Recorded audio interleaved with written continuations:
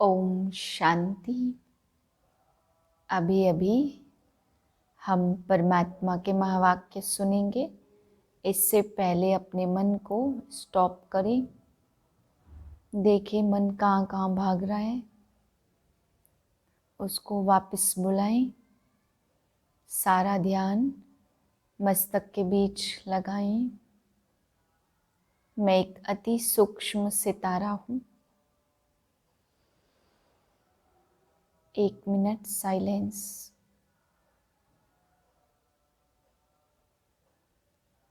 मुझ सितारे से चमक निकल रही है, शांति की तरंगें।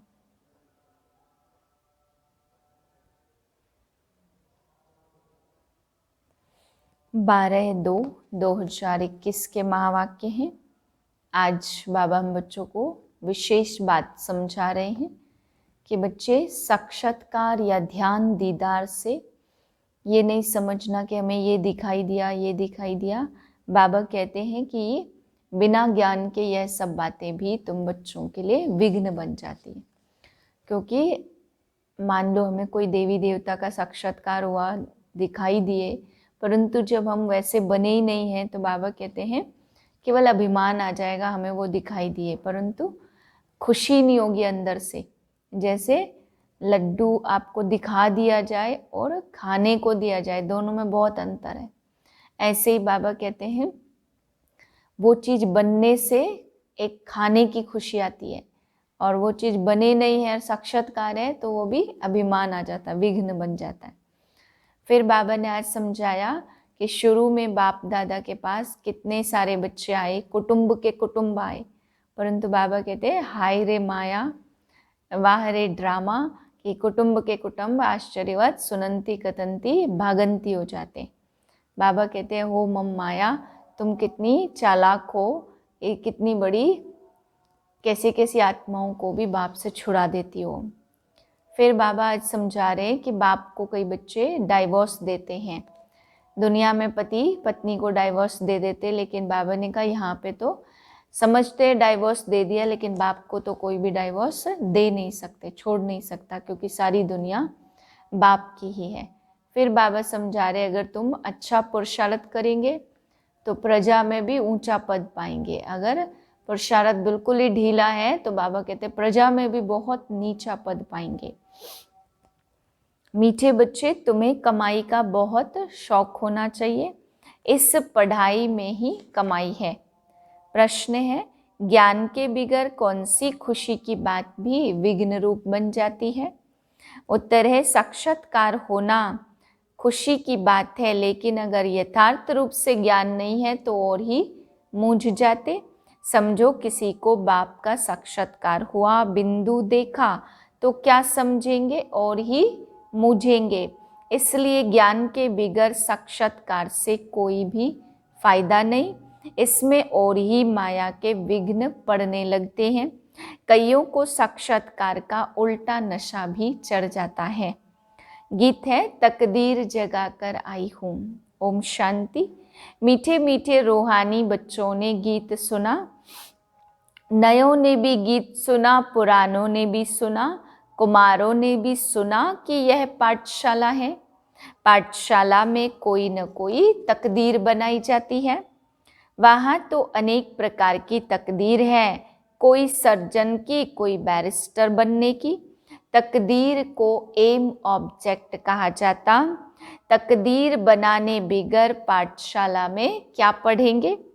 पुरानी दुनिया में बैरिस्टर, इंजीनियर, सर्जन आदि बनते, वह बनते बनते अभी पुरानी दुनिया का तो टाइम बहुत थोड़ा रहा हुआ है। तुम नई दुनिया के लिए तकदीर बनाकर आए हो। नई दुनिया में तुमको राज्य भाग्य मिलेगा। कौन पढ़ाते? बेहद का बाप, जिनसे ही वर्षा पाना है। जैसे डॉक्टर को डॉक्टरी का वर्षा मिलता, वह हो जाता इस जन्म का वर्षा। एक तो वर्षा मिलता बाप से, दूसरा वर्षा मिलता अपनी पढ़ाई का। अच्छा, जब फिर बूढ़े होते तब गुरु के पास जाते हैं। क्या चाहते? कहते हमको शांति धाम में जाने की शिक्षा दो। हमको सद्गति दो, यहाँ से निकाल कर शांति धाम ले जाओ। अब बाप से वर्षा मिलता है, टीचर से भी मिलता। इस जन्म के लिए बाकी गुरु से कुछ भी मिलता नहीं है। टीचर से पढ़कर कुछ न कुछ वर्षा पाते हैं। टीचर बने, सुविंग टीचर बने, क्योंकि आजीविका तो चाहिए ना। बाप का वर्षा होते भी पढ़ते हैं कि हम भी अपनी कमाई करें। गुरु से कुछ भी कमाई नहीं होती। हाँ, कोई कोई गीता अच्छी पढ़कर गीता पर भाषण आदि करते हैं। यह सब है अल्पकाल सुख के लिए। अब तो इस मृत्यु लोक में थोड़ा समय है। पुरानी दुनिया खत्म होनी है। तुम जानते हो हम नई दुनिया की तकदीर बनाने आए हैं। यह पुरानी दुनिया खत्म होनी है। बाप की व अपनी मिल्कियत भी भस्म हो जाएगी। हाथ फिर खाली हो जाएंगे। अभी तो कमाई चाहिए नई दुनिया के लिए। पुरानी दुनिया के मनुष्य तो वह करा नहीं सकेंगे। नई दुनिया की कमाई कराने वाला है शिव बाबा। यहाँ तुम नई दुनिया के लिए तकदीर बनाने आए हो। वह बाप ही तुम्हारा टीचर भी है, गुरु भी है और बाप भी है, और वह आते भी हैं संगम पर। भविष्य के लिए कमाई करना सिखाते। अब इस पुरानी दुनिया में थोड़े रोज है। यह इस दुनिया के मनुष्य जानते नहीं हैं। कहेंगे नई दुनिया फिर कब आएगी, यह गपोड़ा मारने वाले हैं। ऐसे समझने वाले भी बहुत हैं। बाप कहेंगे नई दुनिया स्थापन होती है। बच्चा कहेगा यह गपोड़ा है। तुम समझते हो नई दुनिया के लिए यह हमारा बाप टीचर सतगुरु है। बाप आते ही है शांति धाम सुख धाम में ले जाने। कोई तकदीर नहीं बनाते तो गोया कुछ भी समझते नहीं है। एक ही घर में स्त्री पढ़ती, पुरुष नहीं पढ़ेगा। बच्चे पढ़ेंगे, माँ बाप नहीं पढ़ेंगे। ऐसे होता रहता। शुरू में कुटुंब के कुटुंब आए, परंतु माया का तूफान लगने से आश्चर्यवत सुनंती कथनती बाप को छोड़कर चले गए। गाया हुआ भी है आश्चर्यवत सुनंती बाप का बनेंगे, पढ़ाई पढ़ेंगे, फिर भी हाय कुदरत ड्रामा के। बाप खुद कहते हाय ड्रामा हाय माया। ड्रामा की ही बात हुई ना। स्त्री पुरुष एक दो को डाइवोर्स दे देते, बच्चे बाप को फारकती देते। यहाँ तो वह नहीं है। यहाँ तो डाइवोर्स दे न सके। बाप तो आए हैं बच्चों को सच्ची कमाई कराने। बाप थोड़ी किसको खड्डे में डालेंगे। बाप तो पतित पावन रहम दिल। बाप आकर दुख से लिबरेट करते और गाइड बनकर साथ ले जाते। ऐसे कोई लौकिक गुरु नहीं कहेंगे कि मैं तुमको साथ ले जाऊंगा। ऐसे गुरु कभी देखा, कभी सुना? गुरु लोगों से तुम पूछो, इतने आपके फॉलोअर्स हैं, तुम शरीर छोड़ जाएंगे, फिर क्या इन फॉलोअर्स को भी साथ ले जाएंगे? ऐसे तो कभी कोई नहीं कहेगा कि मैं फॉलोअर्स को साथ लेकर जाऊंगा। यह तो हो न सके। कभी कोई कह न सके कि मैं तुम सबको निर्वाण धाम व मुक्ति धाम में ले जाऊंगा। ऐसा कोई प्रश्न पूछ भी न सके कि हमको आप साथ ले जाएंगे। शास्त्रों में है भगवानोवाच, मैं तुमको ले जाऊंगा। मच्छरों सदृश सब जाते हैं। सतयुग में थोड़े मनुष्य होते, कलयुग में तो ढेर मनुष्य है। शरीर छोड़ बाकी आत्माएं हिसाब किताब चुकतू कर चली जाएंगी। भागना जरूर है, इतने मनुष्य तो रह न सके। तुम बच्चे अच्छी रीति जानते हो, अभी हमको जाना है घर, यह शरीर तो छोड़ना है। आप मोए मर गई दुनिया। अपने को सिर्फ आत्मा समझ बाप को याद करना है। यह पुराना चोला तो छोड़ना है। यह दुनिया भी पुरानी, जैसे पुराने घर में बैठे हुए नया घर सामने तैयार होता रहता तो समझेंगे हमारे लिए बन रहा है। बुद्धि चली जाएगी नए घर की तरफ। इसमें यह बनाओ, यह करो। ममत्व सारा पुराने से मिटकर नए में जुट जाता है। वह हुई हद की बात और यह है बेहद के दुनिया की बात। पुरानी दुनिया से ममत्व मिटाना है और नई दुनिया में लगाना है। जानते हैं यह पुरानी दुनिया तो खत्म हो जानी है। नई दुनिया है स्वर्ग, उसमें हम राजाई पद पाते हैं। जितना योग में रहेंगे, धारणा करेंगे, औरों को समझाएंगे, उतना खुशी का पारा चढ़ेगा। बड़ा भारी इम्तहान है। हम स्वर्ग का 21 जन्म के लिए वर्षा पा रहे हैं। साहूकार बनना तो अच्छा है ना, बड़ी आयु मिली तो अच्छा है। सृष्टि चक्र को याद करेंगे। जितना जो आप सामान बनाएंगे उतना फायदा है। राजा बनना है तो प्रजा भी बनानी है।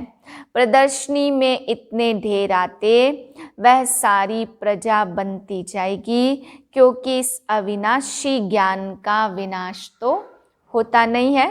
बुद्धि में आ जाएगा पवित्र बन, पवित्र दुनिया का मालिक बनना है।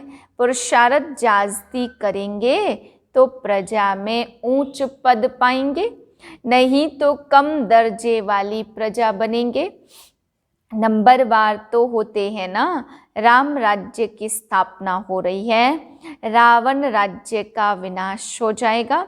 सतयुग में तो होंगे ही देवताएं। बाबा ने समझाया, याद की यात्रा से तुम सतो प्रधान दुनिया के मालिक बनेंगे। मालिक तो राजा प्रजा सब होते हैं। प्रजा भी कहेगी भारत हमारा सबसे ऊंचा है। बरोबर भारत बहुत ऊंच था, अभी थोड़े है, था जरूर, अभी तो बिल्कुल गरीब हो गया है। प्राचीन भारत सबसे साहूकार था। तुम जानते हो बरोबर हम भारतवासी सबसे ऊंच देवी देवता कुल के थे। दूसरे कोई को भी देवता नहीं कहा जाता। अभी तुम बच्चियां पढ़ती हो, फिर औरों को समझाना है। तुम्हारे पास चित्र भी है, तुम सिद्ध कर बतला सकते हो इन्होंने यह पद कैसे पाया। अंगे अक्षर तुम सिद्ध कर सकते हो। अब फिर से यह पद पा रहे हैं शिव बाबा से। उनका चित्र भी है। शिव है परम पिता परमात्मा। बाप कहते ब्रह्मा द्वारा तुमको योग बल से 21 जन्म का वर्षा मिलता है। सूर्यवंशी देवी देवता विष्णुपुरी के तुम मालिक बन सकते हो। शिव बाबा दादा ब्रह्मा द्वारा यह वर्षा दे रहे हैं। पहले इनकी आत्मा सुनती है, आत्मा ही धारण करती है। मूल बात तो है ही यह। चित्र तो शिव का दिखाते, यह चित्र परम पिता परमात्मा शिव का है तो ब्रह्मा विष्णु शंकर है सूक्ष्म वतन देवताएं। प्रजापिता ब्रह्मा तो जरूर यहाँ चाहिए। प्रजापिता ब्रह्मा के बच्चे ब्रह्मा कुमार कुमारियां ढेर हैं। जब तक ब्रह्मा के बच्चे न बने तो ब्राह्मण न बने तो शिव बाबा से वर्षा कैसे लेंगे। कुख की पैदाइश तो हो न सके, गाया भी जाता है मुख वंशावली। तुम कहेंगे हम प्रजापिता ब्रह्मा की मुख वंशावली है। वह गुरुओं के फॉलोअर्स होते हैं। यहाँ तुम एक को ही बाप टीचर सतगुरु कहते हो। सो भी इनको नहीं कहते। निराकार शिव बाबा भी है। सृष्टि के आदि मध्य अंत का ज्ञान देते। टीचर भी वह निराकार है जो साकार द्वारा ज्ञान सुनाते हैं। आत्मा ही बोलती है, आत्मा कहती मेरे शरीर को तंग मत करो। आत्मा दुखी होती तो समझानी दी जाती, जबकि विनाश सामने खड़ा है तो पारलौकिक बाप आते ही हैं अंत में सबको वापस ले जाने। बाकी जो कुछ भी है यह सब विनाश होने का है। इसको कहा जाता है मृत्यु लोक। स्वर्ग तो यहाँ पृथ्वी पर होता है। देलवाड़ा मंदिर बना हुआ है, नीचे तपस्या कर रहे हैं, ऊपर में है स्वर्ग। नहीं तो कहाँ दिखावे। ऊपर में देवताओं के चित्र दिखाए हैं, वह भी होंगे तो यहाँ ना। समझाने की बड़ी युक्ति चाहिए, मंदिरों में जाकर समझाना चाहिए। यह शिव बाबा का यादगार है जो शिव बाबा हमको पढ़ा रहे हैं। शिव है वास्तव में बिंदी, परंतु बिंदी की पूजा कैसे की जाए, फल फूल कैसे चढ़ाए जाए, इसलिए बड़ा रूप बनाया है। इतना कोई होता नहीं है। गाया भी जाता भ्रुकुटी के बीच चमकता है अजब सितारा। है भी अति सूक्ष्म बिंदी, बड़ी चीज हो तो साइंस वाले झट उनको पकड़ ले। ना इतना हजार सूर्य से तेज वाला है, कुछ भी नहीं। कोई कोई भगत लोग भी आते हैं ना, कहते हैं बस हमको यह चेहरा देखने में आता है। बाप समझते उनको परमपिता परमात्मा का पूरा परिचय मिला ही नहीं है, अभी तकदीर ही नहीं खुली है। जब तक बाप को न जाने न समझे कि हमारी आत्मा बिंदी समान है, शिव बाबा भी बिंदी है, उनको याद करना है। ऐसे समझ जब याद करें तब विकर्म विनाश हो। बाकी यह देखने में आता, ऐसा दिखता वैसा दिखता, इसको फिर माया का विघ्न कहा जाता। अभी तो खुशी में है, हमको बाप मिला है तो बाप कहते कृष्ण का साक्षात्कार कर। बहुत खुशी में डांस आदि करते हैं, परंतु उनसे कोई सदगति नहीं होती। यह साक्षात्कार तो अनायास ही हो जाता। अगर अच्छी तरह से पढ़ेंगे नहीं तो प्रजा में चले जाएंगे। साक्षात्कार का फायदा तो मिलना है ना। भक्ति मार्ग में बड़ी मेहनत करते तब साक्षात्कार होता, यहाँ थोड़ी मेहनत करते तो साक्षात्कार होता है, लेकिन फायदा कुछ भी नहीं है। कृष्णपुरी में साधारण प्रजा आदि जाकर बनेंगे। बाप का फरमान है पवित्र जरूर बनना है, परंतु कोई कोई पवित्र भी रह नहीं सकते। कभी पतित भी यहाँ छिप कर आ जाते, वह अपना ही नुकसान करते हैं, अपने को ठगते हैं। बाप को ठगने की बात ही नहीं है। बाप से ठगी करके कोई पैसा लेना है क्या। शिव बाबा की श्रीमत पर कायदे सिर नहीं चलते तो क्या हाल होगा। समझा जाएगा तकदीर में नहीं है। नहीं पढ़ते और ही औरों को दुख देते रहेंगे तो एक तो बहुत सजाएं खानी पड़ेगी और दूसरा फिर पद भी भ्रष्ट हो जाएगा। कोई भी कायदे के विरुद्ध काम नहीं करना चाहिए। बाप तो समझाएंगे ना कि तुम्हारी चलन ठीक नहीं है। बाप तो कमाई करने का रास्ता बताते, फिर कोई करे ना करे उसकी तकदीर। सजाएं खाकर वापस शांति धाम तो जाना ही है। पद भ्रष्ट हो जाएगा, कुछ भी मिलेगा नहीं। आते तो बहुत हैं, परंतु यहाँ तो बाप से वर्षा लेने की बात है। बच्चे कहते बाबा हम तो स्वर्ग का सूर्यवंशी राजाई पद पाएंगे। राजयोग है ना, स्टूडेंट स्कॉलरशिप भी लेते हैं। जितना जितना जैसा पास होगा ऐसे ऐसे स्कॉलरशिप मिलेगी। यह माला बनी हुई है, स्कॉलरशिप वालों की वृद्धि होते होते हजारों बन जाते हैं। राजाई पद है स्कॉलरशिप, जो अच्छी रीति पढ़ाई पढ़ते वह गुप्त रह नहीं सकते। बहुत नए नए भी पुरानों से आगे निकल पड़ेंगे। जैसे देखो कई बच्चियां आती हैं, कहती हैं हमको यह पढ़ाई तो बहुत अच्छी लगती, हम प्रण करती हैं जिस्मानी पढ़ाई का कोर्स पूरा कर फिर इस पढ़ाई में लग जाएंगी, अपना हीरे जैसा जीवन बनाएंगी। हम अपनी सच्ची कमाई कर 21 जन्मों के लिए वर्षा पाएंगी। कितना खुशी होती। जानते हैं यह वर्षा अब नहीं लिया तो फिर कभी नहीं ले सकेंगे। पढ़ाई का शौक होता है ना, कोई को तो जरा भी शौक नहीं है समझने का। पुरानों को भी इतना शौक नहीं है जितना नयों को है। वंडर है ना, कहेंगे ड्रामा अनुसार तकदीर में नहीं है तो भगवान भी क्या करे। टीचर तो पढ़ाते हैं अच्छा, मीठे मीठे सिक्के लदे बच्चों प्रति माता पिता बाप दादा का याद प्यार गुड मॉर्निंग। रूहानी बाप की रूहानी बच्चों को नमस्ते।